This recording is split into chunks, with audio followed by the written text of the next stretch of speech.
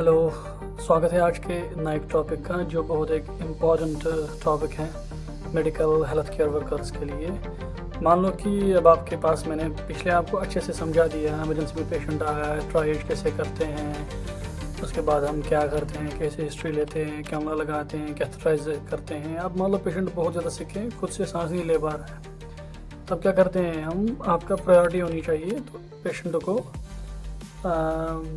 Intubate करने के लिए, ठीक है ना। वो आपको पता होना चाहिए कि इंटुबेट पेशेंट हो रहा है तो आपके पास क्या क्या सामान होना चाहिए, क्या इंस्ट्रूमेंट होनी चाहिए, कितना ज़रूरी है, और प्रायोरिटी वाइज देने हैं, पहले क्या दूँ बाद में क्या दे, ठीक है ना। सबसे पहले होते हैं कि हम पेशेंट को एक पोजीशनिंग करते हैं, स्ट्रेट लेते हैं पेशेंट को बिल्कुल, और ये जो चिन्ह है थोड़ा इसको टिल्ट करते हैं ताकि अच्छे से ट्रैकिया हमको नज़र आए। उसके बाद हमारे पास एक पहले भी वीडियो में मैंने दिखा दिया है, एक लरिंजोस्कोप जिसको बोलते हैं, गन जैसा होता है। इसके अलग अलग ब्लेड्स होते हैं, depend on the trachea size हम सेट कर, ठीक है ना। इस लरिंजोस्कोप इसके ना अलग अलग ब्लेड्स होते हैं, 1 2 3 4 4 नंबरिंग तक होते हैं। जैसे ये मैंने दिखा दिया आपको, ये 1 नंबर का है, जो छोटा बच्चा होता है उसको करते हैं हम इससे, ठीक है ना। इसको मैं अच्छे से आपको बता दूंगा। ये एक हैंडल है, इसका लरिंजोस्कोप हैंडल होती है, ये ब्लेड होता है। इसको अच्छे से इसमें 45 डिग्री के एंगल में इसमें सेट करना है, फिर घुमाना होता है, लाइट आ जाएगी, फिर यही हम डाल देते हैं जिससे हमें क्लियर आ जाता है ट्रैकिया नज़र।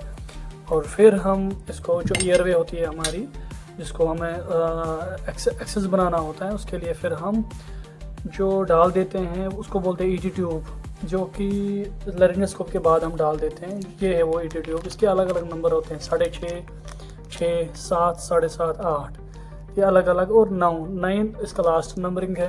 I have seen till the 9, I don't know about, may be शायद हो सकता है, पर ऐसे जो मैंने स्टडी भी की तब भी 9 तक ही पढ़ा है, और अभी तक भी मैंने 9 तक ही देखे हैं, इसके ऊपर नहीं देखे हैं, ठीक है। ये कर लिया। उसके बाद उसको जो हमने ईटी ट्यूब को उसको ना अच्छे से टाई करना होता है, बांधना होता है ताकि ये बाहर ना आए।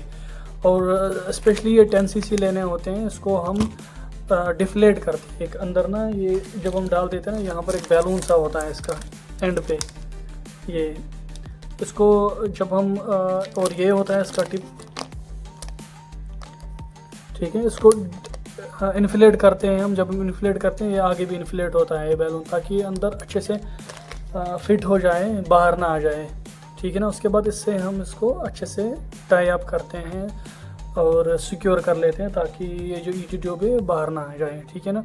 मैं आपको इसके टाइप्स एट द एंड बताऊंगा, जो मैं आपको बता रहा हूँ, ये जो इन्फ्लेट होता है ये क्या है क्या नहीं है, वीडियो के एंड में। पहले आपको थोड़ा सा रफली आइडिया दूँ कि हम कैसे करते हैं, क्या करते हैं। बाद में उसको पेशेंट को क्या करना होता है, वेंटिलेटर पर चढ़ाना होता है। उसके लिए हमको एक एक्सेस चाहिए, जो वेंटिलेटर से यहाँ तक को डायरेक्ट हम इसको टच नहीं कर सकते, इसको डायरेक्ट कनेक्ट नहीं करते। उसके लिए हमारे पास ये होता है, इसको बोलते हैं वेंटिलेटर सर्किट, जो बहुत एक इम्पॉर्टेंट होता है, जो वेंटिलेटर के साथ बाई वेल्व्स होते हैं उसके साथ कनेक्ट करते हैं। और यहाँ पर पेशेंट के जो ईटी ट्यूब है इसके साथ हमने कनेक्ट किया है एक साथ, ठीक है।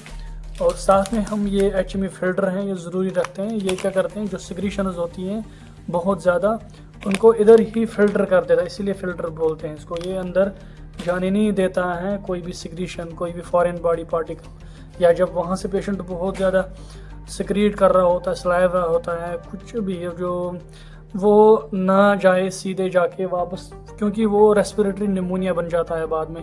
अलग टॉपिक है एक, जो वेंटिलेटर एसोसिएटेड निमोनिया है, जो भी नोज़ोकोमियल इन्फेक्शन, ठीक है। मैंने आपको बताया था, मैं आपको एट द एंड पार्ट्स बताऊंगा कि ताकि आपको पहले रफली आइडिया आ जाए। जो ये होता है ना, जिसका एंड जो टिप होता है, इसको बेवल बोलते हैं, ठीक है ना। और ये जो हम इन्फ्लेट करते हैं, जो मैंने बोला हम, ये होता है ना, जिसमें हम सरिंज से इसको इन्फ्लेट करते हैं, इसको बोलते हैं पायलट बैलून। और ये इसके साथ है, जो अंदर जाके, जो हमारे अंदर है, जिसको इन्फ्लेट होना है, एयरवे के अंदर होता है, जिसको इन्फ्लेट करना होता है, उसको मॉर्फी आई बोलते हैं। साथ में इसके कफ होते हैं, जैसे मैंने इससे पहले भी बताया, सरिंज जो होते हैं उनके भी कफ हैं, वैसे ही जो साथ बेस है यानी कि मॉर्फी आई के, उसको कफ बोल देते हैं। और ये जो यहाँ पर लाइनिंग है, मिलेगी आपको एक छोटी सी लाइनिंग, ये ब्लैक कलर की, ये वोकल कॉर्ड गाइड होता है, ठीक है ना। और ये जो पूरी ट्यूबिंग होती है ना, इसको पीवीसी ट्यूबिंग बोल देते हैं। और जो कि मैंने आपको यहाँ पर बोल दिया कि ये अब मान लो पेशेंट की जो कंडीशन है ट्रेकिया की, एयरवे की, बहुत ज़्यादा गंदी है, हमको दिख नहीं रहा है। हमने लरिंजोस्कोप डाल दिया तब भी हमको दिख ही नहीं रहा है कि किस एरिया में जाना है, हमको कहाँ ट्रेकिया कहाँ एयरवे हैं। तब क्या करते हैं हम, तब एक गाइड लेते हैं जिसको बुजी बोलते हैं। ये होती है, इसको बुजी बोलते हैं।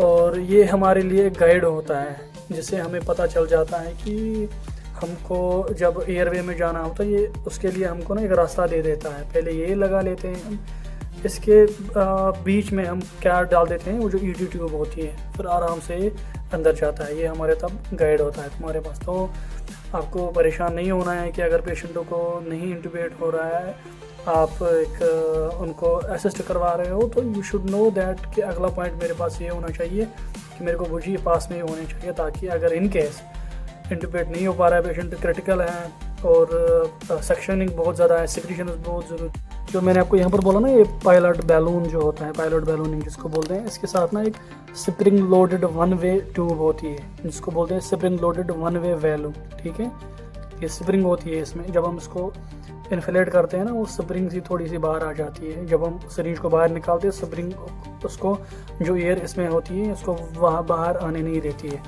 और ये होती है अडाप्टर, इसका है ये 14 to 15 mm का होता है। ये अडाप्टर जिसको बोलते हैं, अडाप्टर ट्यूबिंग बोलते हैं, जिसके साथ हम वेंटिलेटर सर्किट अटैच कर लेते हैं।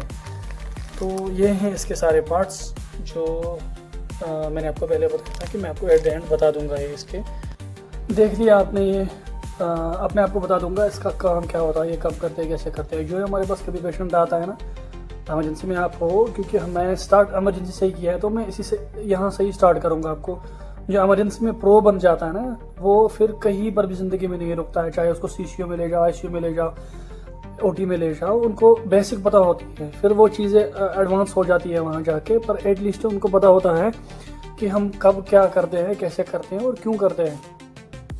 अब मैंने इंटूबेट का आज का टॉपिक बता दिया है। ये कब करते हैं, हमारे पास पेशेंट आया, हम पेशेंट के पास गोल्डन पीरियड जो हम बोलते हैं ना, वो यही इसी टाइम होता है। 5 मिनट्स होते हैं, 6 मिनट्स होते हैं, patient is unable to breathe, patient unconscious है, पेशेंट को पता ही नहीं है कि हो क्या रहा है मेरे साथ, मैं कहाँ हूँ, क्या हूँ। मल्टीपल रीजन हो सकते हैं क्यों है। This is a vast topic, बहुत बड़ा टॉपिक है।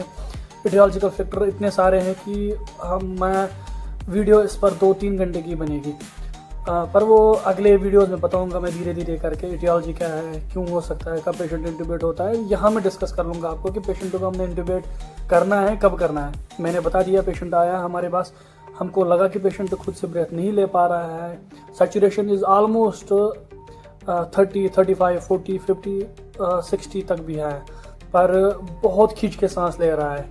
तब क्या करते हैं, तब हम इंटूबेट कर लेते हैं। ये चीज़ें सारी जो मैंने आपको दिखा दी है, ये होनी चाहिए। ये लाइफ सेविंग है।